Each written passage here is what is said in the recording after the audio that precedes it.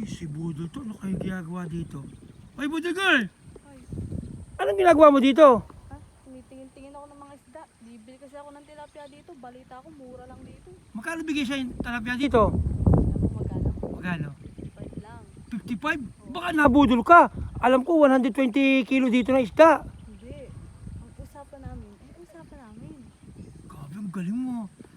Paano mo napapayag yung may-ari nito? O syempre, paano ka magiging negosyante kung di ka marunong makipag-usap ng maayos? Ay, magkano mo bibenta ang ano pag nabenta mo, nakakuha mo isda dito?